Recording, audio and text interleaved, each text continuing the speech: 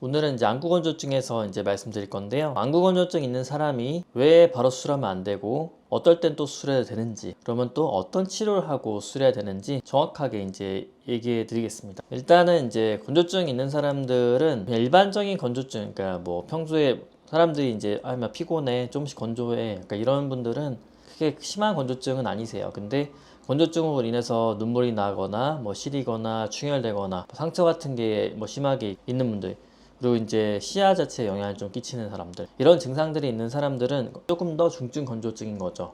그래서 중증 건조증에서는 이제 뭐 충혈이나 이런 건 상관없긴 하지만 상처가 심하다, 그럼 그게 큰 문제가 될 수 있어요. 상처가 있다는 거는 레이저 자체가 투과성에 영향을 끼칠 수 있는 거예요. 그래서 예를 들어서 이제 스마일 라식 같은 경우에 얘는 투과성 레이저라서 각막 자체를 통과해서 뒤에 있는 실제 부위에 레이저 하는 건데, 투과할 때 상처 부위가 있으면은 레이저 부위가 통과가 안 되는 부위들이 생겨요. 그랬을 때는 그 부위 자체로 인해서 절삭 자체가 좀 깔끔하게 안 되는 단면들이 생기는데, 그랬을 때 그 부위가 시력에 영향을 끼쳐요. 그래서 약간 시력을 저는 객관적 수치의 시력과 질적인 시력을 나누는데, 똑같은 1.0이 나오더라도 질적인 시력이 좋은 사람이 더 선명하게 잘 보이는 거죠. 시력이 1.0인데 더 잘 보여야 된다, 이런 개념을 좀 이해하시면 좋을 것 같고, 그걸 우리가 블랙 스팟이라 그래요. 레이저가 통과 안 되면 생기는 이제 검은 색깔 점들이 있는데, 그런 게 많을수록 좀 더 질적인 시력이 떨어져요. 그래서 건조증 치료가 매우 중요합니다. 한 분의 사례를 준비했고요. 수술하시려고 왔는데 이분이 컴퓨터를 많이 봐요. 컴퓨터 엄청 많이 보고 이제 블로그나 이런 것도 많이 하시고 그런 분이신데, 처음에 오셔가지고 수술해주세요 라고 왔는데 각막에 거의 한 절반 정도 가까이가 이제 상처가 너무 많았어요. 그래서 오늘 안 됩니다 친절하게 말씀드리고, 그 다음에 이제 상처 치료 기간을 한 달로 잡았고요. 그래서 초기에는 이제 간단한 안약이랑 이제 연고 같은 거 써가지고 소염제, 눈물약, 이제 연고 써가지고 상처를 좀 완화시켰고, 그렇게 했는데도 조금 이제 상처가 빨리 더디게 이제 좋아지기 때문에 이제 누전 폐쇄술 해가지고 눈물량을 늘렸어요. 그래서 눈물이 양이 늘어나면은 이제 상처 부위가 눈물에 적셔져 있거든요, 항상. 그러면서 좀 더 빨리 치료가 돼요. 그렇게 해서 치료하신 이후에 상처가 점점점 좋아지고, 다 좋아지고 나는 거 확인한 다음에 스마일 라식으로 이제 진행을 했고, 그 뒤에 시력이 잘 나오시고 좋은 결과를 가진 분입니다. 처음 왔을 때 이제 사진 하나 제가 보여드릴 거고요. 이 사진에서 이제 안약, 연고 쓰고 이제 눈물길 막아서 눈물 늘려가지고 그 이후에 이제 단계적으로 좋아지는 사진이 보여요. 그러면은 그 수술 전에 해야 할 검사들은 어떤 것들이 있을까요? 수술 전에 이제 체크해야 될 검사 자체는 뭐 이드라 검사, 예를 들어서 눈물 양이랑 이제 기름 자체 양, 그리고 상처가 있는지 이제 플루레신, 염색, 형광 염색 해가지고 상처 부위 체크하고, 눈물 자체의 유지 시간, 눈물이 얼마큼 유지가 되는지 이런 것들을 체크해가지고 이 사람 자체에서 수술 자체에 방해가 될 만한 게 있는지를 체크를 해요. 그 다음에 이제 방해가 될 만한 게 있다 그랬을 때는 염증이다, 그래 염증을 줄이는 거고, 상처다, 상처를 줄이는 거고, 기름이 부족해서 눈물이 증발이 빠르다, 그러면 기름을 많게 만들어야 되죠. 없는 거 있게 만들고 안 좋은 거 없애고, 이렇게 쉽게 한 다음에 다 좋아지면 그 다음에 수술을 진행한다, 이렇게 보시면 됩니다. 근데 대부분은 이제 안구 건조증 있는 분들이 이런 거에 대해서 자각을 못 해요. 그래서 그냥 뭐 여기저기 병원 가다가 원장님 잘생겼네, 저 원장 이쁘네 해서 요새 괜찮겠다 해서 그냥 하시고 이런 분들이 있는데, 그냥 막 하는 게 아니라 자기의 눈에 대한 검사 결과 직접 보고, 그리고 그런 검사 결과에서 이상이 없는지 확인한 다음에 진행 꼭 하셔야 되고, 그리고 또 한 가지가 이제 각막의 모양도 체크해야 돼요. 건조증 있는 분들 중에서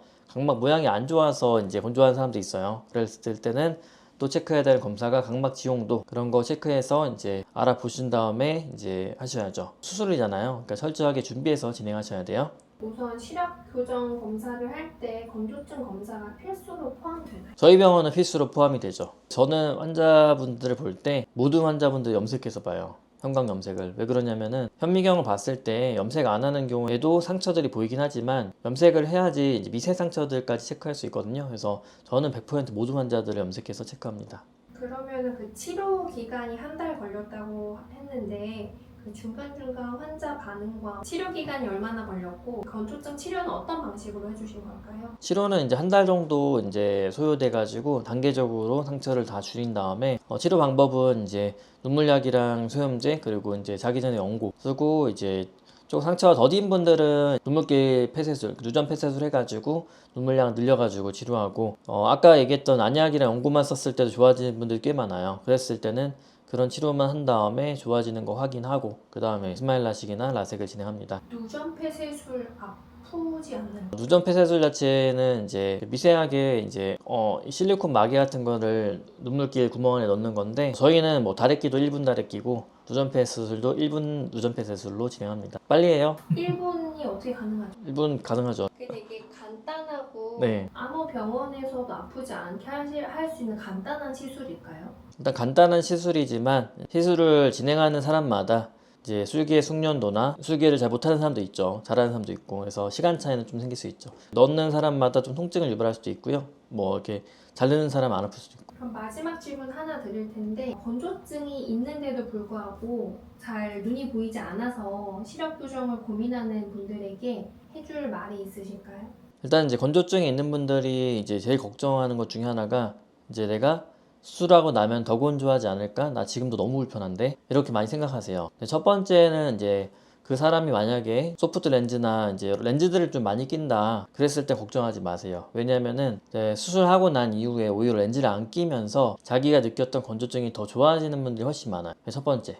그리고 상처나 이런 게 있는 분들은 걱정할 거 없는 게 상처 다 확인하고 하거든요. 그래서 있는 분들은 치료하고 진행하면 되니까 그런 부분 걱정할 필요 없고, 그리고 요새는 대부분 옛날에 수술할 때는 라식 같은 수술을 많이 했는데 최근에는 이제 스마일 수술이나 라섹 종류만 해요. 그 이유는 이제 건조증에 제일 강한 수술들을 하는 거라서 일반적인 라식 자체는 이제 절편을 들어 올린 다음에 레이저하고 닫아주기 때문에 신경 자체에 결손이 많아요. 그래서 예전에 했던 분들 중에서 뭐 40살, 50살 분들 중에 특히 여성분들이 좀 더 건조증을 많이 느끼는 분들이 있는데 최근에 그런 수술 거의 안 하기 때문에 그래서 그런 부분도 걱정 안 하셔도 됩니다. 자, 이상으로 오늘 이제 스마일 수술 전에 이제 건조증 케이스에 대해 설명드렸고요. 혹 추가적으로 이제 건조증으로 나 너무 고생한다. 그리고 나 이제 시력교정 수술 전인데 건조증에 대해서 궁금한 게 뭐 엄청 많은데 이런 분들은 밑에다가 고정 댓글에 남겨주시면 제가 친절하게 답변해 드릴 거고요. 간단한 질문들은 이제 댓글을 남겨주시면 답변 드릴게요. 그리고 혹시나 뭐 이런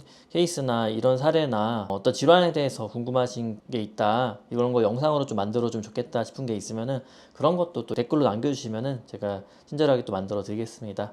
감사합니다.